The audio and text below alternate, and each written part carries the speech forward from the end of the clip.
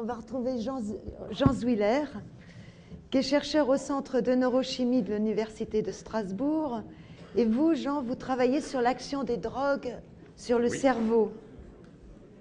Alors, parmi les questions qui ont soutenu vos recherches, il en est une en particulier qui est la question de savoir comment il se fait qu'un organisme s'attache à une drogue. Absolument. Hein, c'est ça.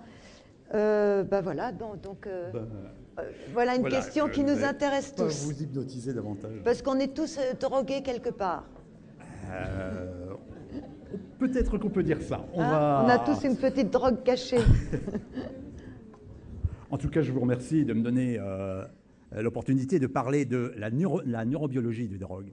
En effet, il me semble que dans ces dernières années, un certain nombre de données se sont accumulées et on a maintenant une idée beaucoup plus claire de qu'est-ce qui se passe quand, vous voyez, la question est facile à poser, quand on injecte dans cette magnifique boîte orange de façon répétée une drogue donnée. Tout est dans le répété, vous aurez compris. Alors, nous, on est neurobiologistes. Moi, je travaille beaucoup sur les gènes et ainsi de suite. Donc, nous, on travaille exclusivement chez le rat. Alors, la première question, c'est de savoir si c'est pertinent de travailler, d'injecter des drogues au rat. Pour ça, je pense que le plus simple, c'est de lui poser la question. Pour cela, il suffit de lui implanter un cathéter dans une veine. Mon Dieu, c'est pas compliqué, c'est pas difficile pour le petit rat non plus. Donc, on lui injecte... Donc, on lui met ce cathéter. Il a dans sa cage un levier. Et s'il appuie sur ce levier, il va avoir, par l'intermédiaire d'une pompe pilotée par un ordinateur, il va avoir une dose de cocaïne symbolisée dans ce... Donc, vous voyez, c'est une manip extrêmement simple. Et que pensez-vous qu'il fasse? Eh bien, il va appuyer. Il va appuyer à tel point qu'on est obligé de réduire les séances ou les sessions à 2 heures par jour. Parce que sinon, il oublie de faire tout le reste. Il ne mange plus, il ne boit plus. Il en veut absolument. Alors maintenant, si au lieu de lui mettre un cathéter dans la veine, on met directement une canule dans le cerveau, alors là, on constate que lorsqu'on place cette canule dans certains endroits bien précis du cerveau, il va appuyer. Il appuie, il appuie.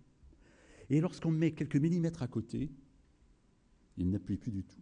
D'où l'idée qu'il existe dans le cerveau un certain circuit qu'on appelle donc un circuit du renforcement positif, que certains, bien sûr, par anthropomorphisme, et puis, mon Dieu, beaucoup ne se gênent pas, appellent le circuit du plaisir, mais le plaisir, on ne sait déjà pas ce que c'est chez son voisin, alors pensez-vous chez le rat.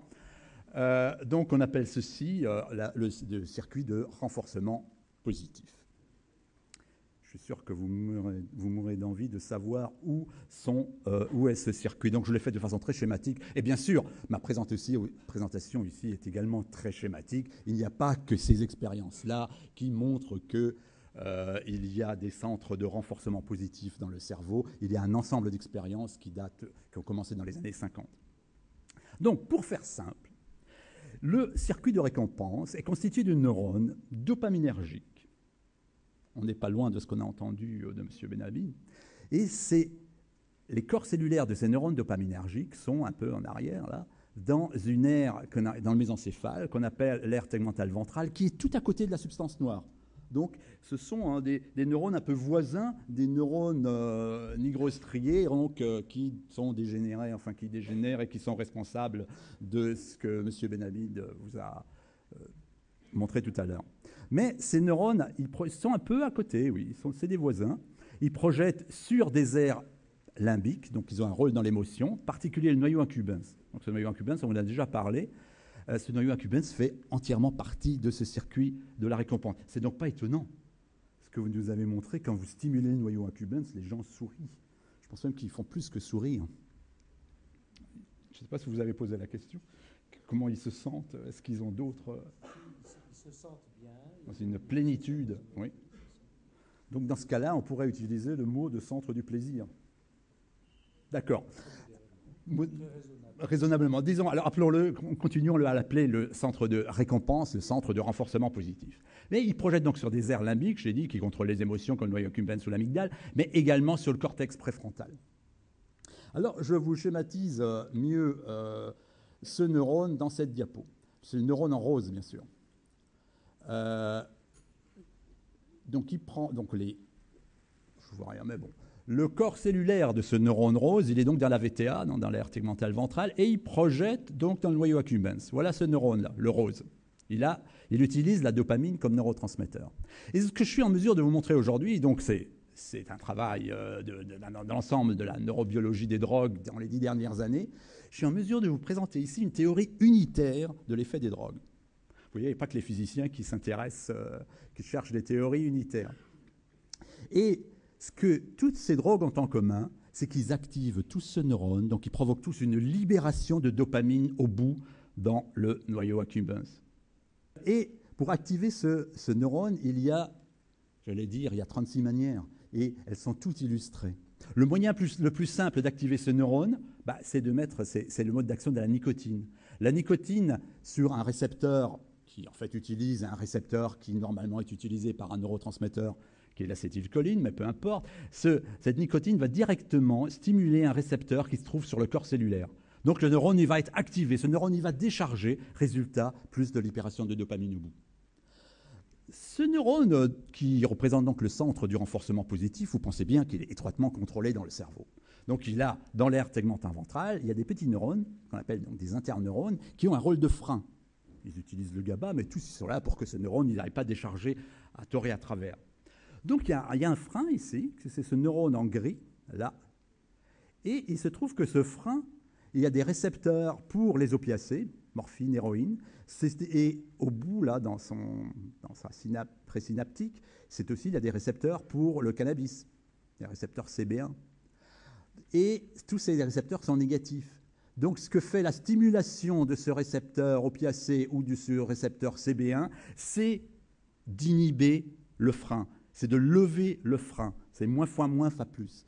Moins fois moins égale plus. Donc le fait d'activer ce récepteur opiacé ou ce récepteur cannabis, il va avoir comme effet de lever le frein qui normalement freine le neurone dopamine. Résultat, le neurone dopamine va être activé, il y aura plus de dopamine libérée dans l'espace synaptique. Vous voyez que ainsi de suite, il y a l'éthanol, c'est plus compliqué.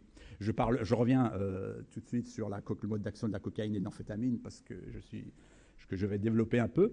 Et sachez que ce neurone, c'est ça peut-être le concept le plus important de cette diapo, c'est que ce neurone est également activé, il est normalement là chez tous les mammifères, et il est activé dans le comportement alimentaire, dans le comportement sexuel.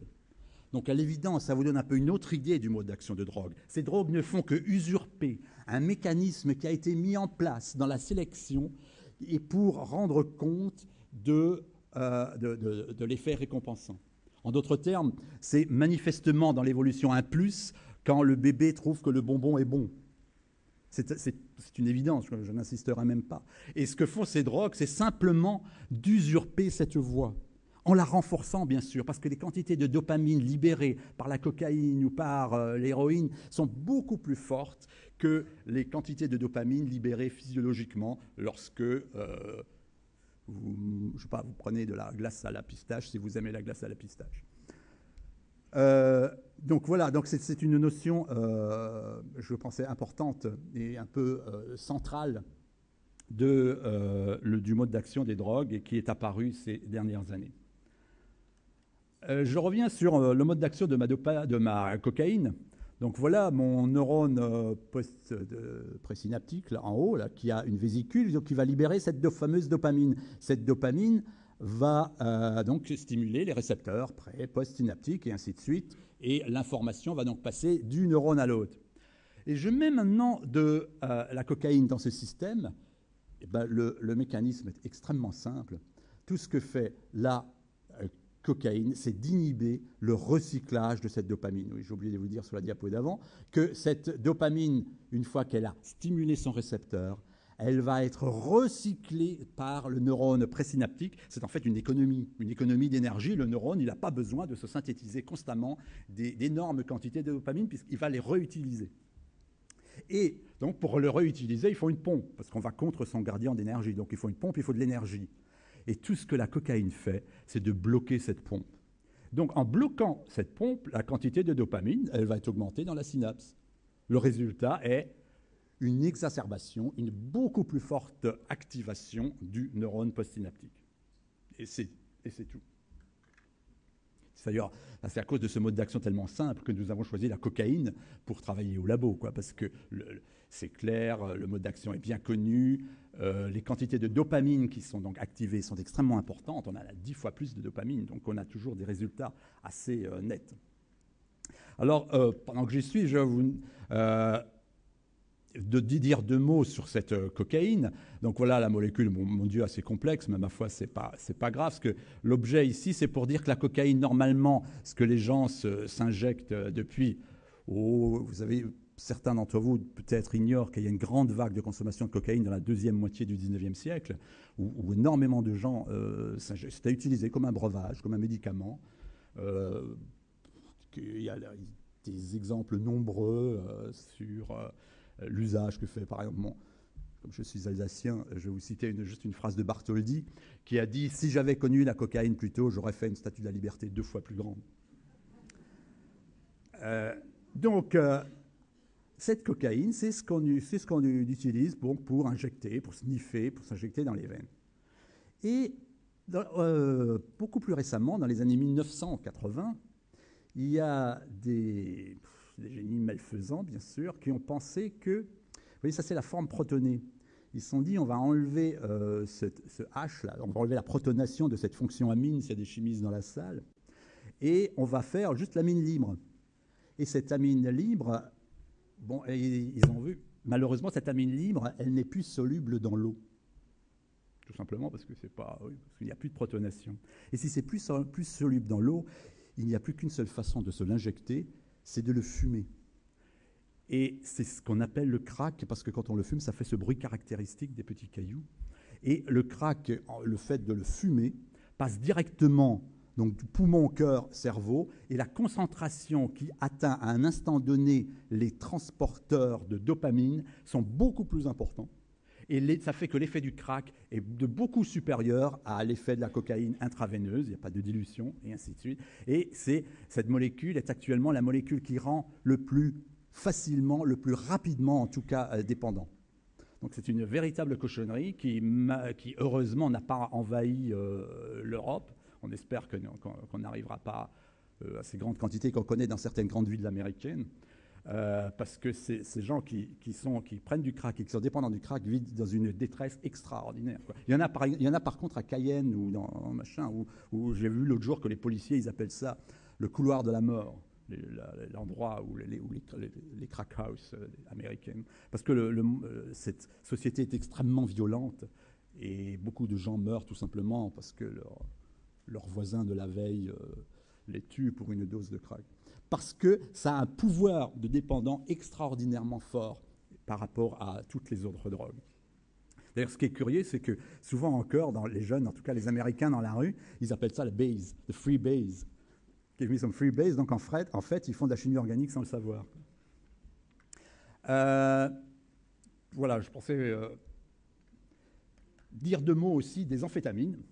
Parce que les amphétamines, si le crack n'est pas venu, par contre, les amphétamines, c'est actuellement les drogues préférées de nos adolescents et même de nos 16-25 ans en Europe, d'une façon générale. Alors, les amphétamines, par contre, ce sont ce qu'on appelle souvent à la télé les drogues de synthèse. Ah oui, parce que dans le fond, les opiacés, c'est un produit naturel. La cocaïne vient de la coca, l'alcool nous vient de toutes sortes de fruits, le cannabis également. Ça, c'était juste une remarque pour ceux qui pensent que tout ce qui est naturel est bon pour vous. Alors, les amphétamines, par contre, ce sont des chimistes qui ont synthétisé. C'est à partir des années 20, pour des raisons tout à fait honorables. Ils cherchaient à faire des médicaments pour l'asthme. Et ils sont partis donc de la formule de l'adrénaline, et ainsi de suite. Ils cherchaient des dilatateurs de l'arbre bronchique. Et donc très vite, ces molécules ont été détournées de leur utilisation première. Et ils ont été ce qu'on appelle maintenant substitués. Bon, je ne veux pas faire de cours de chimie organique, mais vous voyez très bien que sur le squelette de l'amphétamine, il suffit de mettre un méthyle, on a la méthamphétamine, on a un méthyle en NH2, et ainsi de suite. Et la méthamphétamine a un effet beaucoup plus important que l'amphétamine, à tel point que de nos jours, ça ne se fait plus du tout, l'amphétamine. Moi, j'ai encore connu des gens qui révisaient leur bac sous amphétamine, ou ainsi de suite. Mais maintenant, tout le monde prend de l'amphétamine, et l'amphétamine a un effet très très fort, très intense.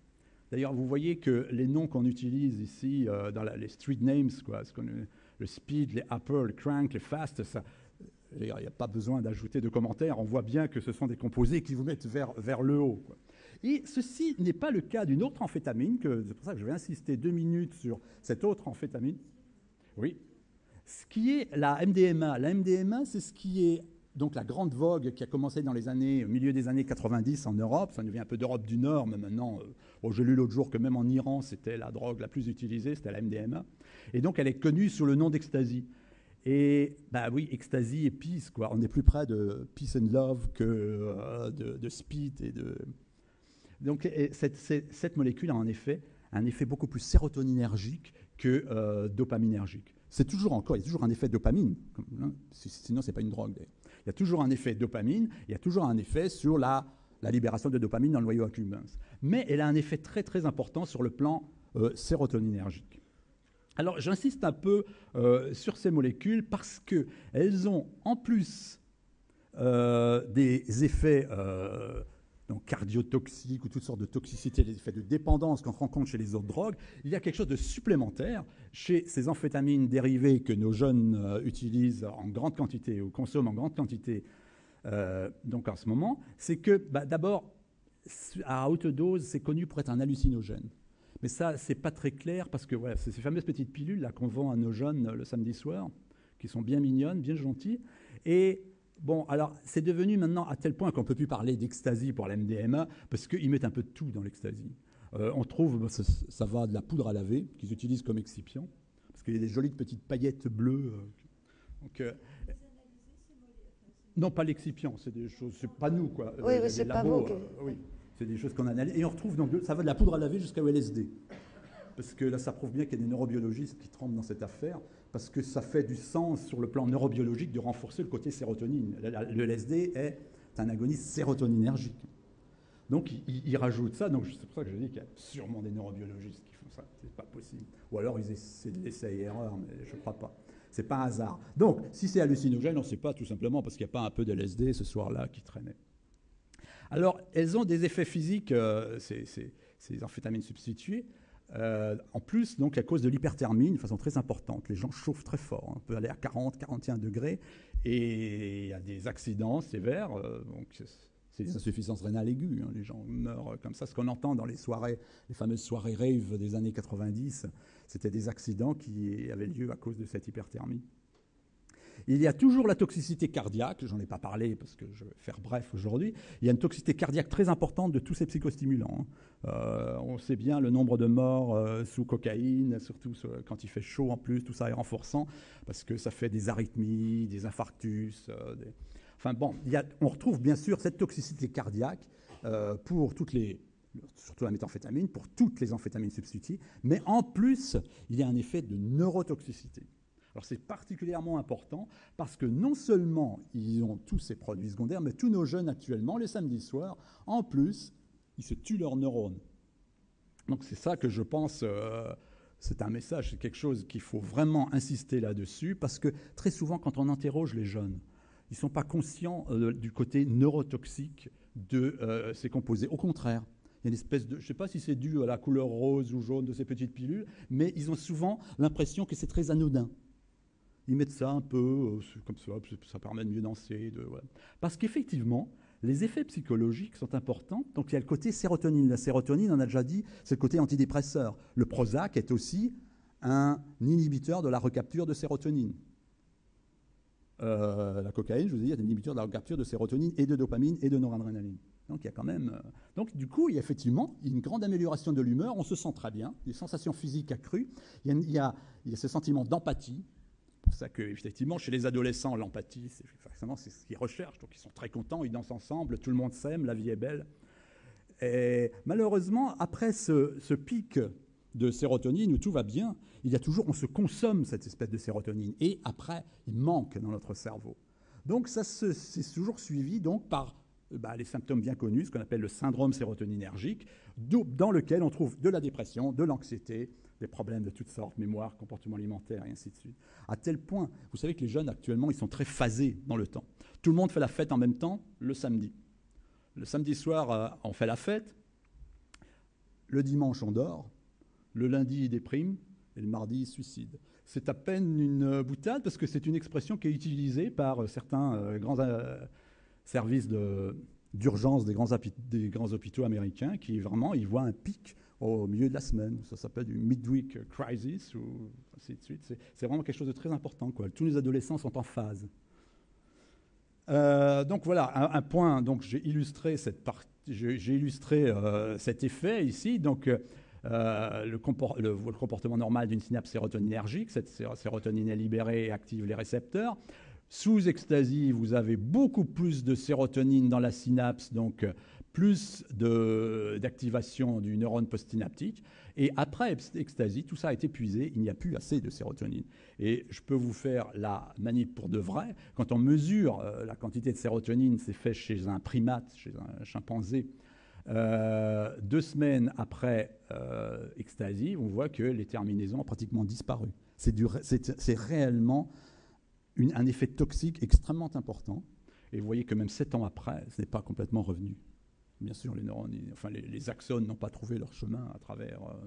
Donc voilà, c'est un point, je pensais, très important à souligner. Il faut tous qu'on s'occupe de nos adolescents, de nos préadolescents. Je voudrais terminer en parlant un peu de sémantique, parce que quand même, il faut préciser, je pense, les choses, parce qu'il faut savoir de quoi on parle quand on parle de dépendance. Alors, en gros, bien sûr, on peut distinguer 3 étapes. Il y a une première étape évidente, c'est quand on rencontre sa drogue pour la première fois. D'après ce que je vous ai montré sur la théorie unitaire, pas de problème, la neurobiologie, on est très à l'aise. On prend la drogue la première fois, on a une augmentation de dopamine dans le noyau accumbens, on se sent bien, ceci déclenche un effet renforçant et on recommence. Par définition d'ailleurs des propriétés renforçantes, c'est qu'elles facilitent l'usage ultérieur. Donc là, pas de problème encore. Notez quand même que tout le monde ne passe pas de l'étape 1 à l'étape 2. Il y a quand même une grande variabilité individuelle, heureusement, chez l'homme. On connaît tous des gens, il y en a même sans doute dans cette salle, vu le nombre, des gens qui ont fumé même une cigarette et qui n'ont plus jamais, qui ont trouvé que c'était vraiment pas bon, et qui n'ont plus jamais fumé de cigarette le restant de leur vie. Donc ce n'est pas automatique, mais pour beaucoup de drogues, on passe facilement de l'étape 1 à l'étape 2, qui est l'étape 2, donc une phase de maintenance. Tout va bien, c'est une espèce, si j'appelle l'étape 1 la première rencontre, l'étape 2 c'est un peu la lune de miel, tout va bien, on prend qui sont alcool, qui sont en ecstasy, tout va bien, on contrôle. Et cette phase peut durer assez longtemps. Mais elle est souvent suivie de ce qu'on appelle maintenant une phase d'abus. C'est là que je veux amener à cette définition, à cette sémantique. On caractérise une phase d'abus comme causant des dommages psychoaffectifs ou sociaux pour soi-même ou pour son environnement. Alors l'abus, il y a beaucoup d'abus par exemple avec l'alcool. L'alcool, c'est l'alcool au volant, c'est un abus parce qu'on met ses congénères en danger. C'est la maman qui a trop bu d'alcool et qui ne s'occupe pas de son enfant. Ça peut être des petites choses, hein, mais c'est de l'abus parce que ça cause des dommages uniquement parce qu'on est sous l'emprise d'une drogue donnée. C'est aussi le gamin qui fume son joint de cannabis, vous savez, qui fume de plus en plus jeune. C'est les préadolescents, c'est des jeunes de 13 ans qui fument du cannabis. Et le cannabis, surtout après 2 joints, on n'est pas très en forme, on est plutôt vers le bas, hein, n'est-ce pas ? On est quand même... Donc du coup, ils ne font pas leurs devoirs, ils n'ont pas envie de réviser. Et c'est la principale cause d'échec scolaire chez beaucoup de jeunes. Donc... peut-être parler du cannabis après, mais chez les préadolescents, c'est quelque chose de très grave. C'est un facteur de désinsertion sociale important. Et donc après, vous savez bien, s'il y a 13 ans, ils sont déjà out, ça va se passer mal. Donc voilà l'abus. Donc il faut mettre sur le compte de l'abus et garder alors la notion de dépendance, l'étape 3. On entre en dépendance qu'à un certain pourcentage de gens qui sont dans une phase de maintenance. Donc il faut bien distinguer l'abus de la dépendance. C'est beaucoup plus simple. Donc on ne parle plus d'alcooliques, on parle de gens qui sont abuseurs d'alcool ou des gens qui sont alcoolodépendants. Alors la dépendance, par contre, elle se caractérise donc par principalement l'essentiel de la définition, c'est le comportement compulsif, indépendant de la volonté du sujet. Donc c'est l'essentiel, c'est de savoir que c'est une incapacité à contrôler son comportement. Et bien sûr qui interfère avec les activités normal du sujet, qui persiste malgré le mal que ça leur fait, dont ils sont complètement conscients. Et bien alors voilà, le point important aussi, l'autre point que je souligne, c'est que c'est donc une pathologie. La dépendance à une drogue est une maladie chronique du système nerveux central, au même titre que d'autres maladies qui font partie du champ de la psychiatrie. Et donc, en tant que maladie psychiatrique, elle est définie par le DSM-4. Donc, il y a comme ça 7 items, je ne vous l'ai pas mis ici, mais il y a comme ça 7 items, et si on répond positivement à 3 items sur 7, on est considéré dépendant. Je voudrais insister sur le fait que les symptômes de sevrage, dont souvent on fait grand cas dans certaines émissions de télé, que les symptômes de sevrage ne sont pas obligatoires. C'est un item sur les 7. Il n'y a pas forcément de symptômes de sevrage, on peut être dépendant sans. Voilà, alors j'ajoute simplement que pour passer de la phase 2 à la phase 3, là aussi c'est une minorité. La plupart des gens maintiennent une consommation même des drogues comme la cocaïne ou l'héroïne. Vous savez quelle est la drogue où devient statistiquement, où un plus grand nombre de gens deviennent dépendants? Eh bien, c'est encore notre cher vieux tabac. Puisque 1/3 des fumeurs réguliers deviennent dépendants au tabac. Alors que c'est qu'aux alentours de 18% pour l'héroïne, 15%, 20% pour l'alcool. C'est à peu près un cinquième des gens deviennent dépendants de ces drogues. Alors que le tabac a un pouvoir extrêmement fort en termes de dépendance. Donc ça, c'est important à préciser. Et alors, la grande question, je vous disais, nous, les neurobiologistes tranquilles sur l'étape 1, la dopamine, la propriété des renforçants, tout ça, il y a des milliers d'articles scientifiques. Mais alors, qu'est-ce qui se passe dans le cerveau pour passer tout d'un coup de l'étape 2 à l'étape 3, c'est-à-dire en d'autres termes, comment cette dépendance s'installe? On n'en a pas la moindre idée. Ce n'est pas qu'on manque de théories, il y a des dizaines de théories. Mais on n'a pas la moindre idée de ce qui se passe réellement, de ce bouleversement, parce que la même imagerie, regardez l'alcool, on peut boire pendant 20 ans, 30 ans, et puis vous devenez dépendant. Donc qu'est-ce qui se passe? Quels sont les bouleversements qui se passent dans notre cerveau pendant ces 20 ans qui font que tout d'un coup on soit? Ben là, l'imagerie, non, elle nous aide pour définir la maintenance, la prise contrôlée. Ouais, mais pour le moment, bien sûr, il y a eu Madame Folkoff a fait l'imagerie de la cocaïne, même en réel, on sait ce que c'est le high. Elle a magnifiquement démontré que la dopamine est un inhibiteur de la recapture de dopamine, ça c'est très bien. On sait même qu'il faut 63% du transporteur bloqué pour que le sujet ressente le high, là, cet effet orgasmique dû à... Mais c'est à peu près tout ce qu'on sait sur la dépendance, on ne sait pas, quoi. Alors, à l'évidence, il y a des facteurs sociaux et culturels, ça. Mais je voudrais insister plutôt sur les facteurs de susceptibilité et de vulnérabilité. Non, il y a des facteurs de susceptibilité qui sont génétiques. Parce que, je vous ai dit, c'est une pathologie, c'est réellement une pathologie. On sait que dans la dépendance à l'alcool, les gènes comptent pour beaucoup. Il y a des gens qui prétendent jusqu'à 45% d'alcoolodépendance est due à des allèles, à des polymorphismes génétiques dans certains de nos gènes qui restent à caractériser. Et ensuite, il y a la vulnérabilité. La vulnérabilité, c'est la gestion de son bien-être. C'est typiquement un problème d'adolescent. C'est d'ailleurs pour ça que la drogue est un problème d'adolescent, parce que c'est une question de vulnérabilité. Et je termine pour placer, donc je vous ai parlé que de pharmacodépendance, parce que moi aussi je fais partie de ceux qui ne travaillent que sur les pharmacodépendances, mais je pense qu'il faut mettre tout ceci dans l'ensemble des pathologies addictives. Il y a donc les drogues licites, les drogues illicites, et il y a aussi des psychotropes. Il y a certains médicaments, quand même, il n'y en a pas beaucoup, bien que beaucoup de gens aient peur de ça, qui disent toujours « est-ce que je vais être dépendant de mon médicament ?» D'une façon tout à fait générale, c'est absolument pas le cas, absolument pas le cas, parce que ils ne passeraient jamais dans tous ces tests, ils n'auraient jamais les AMM, sauf les benzodiazépines.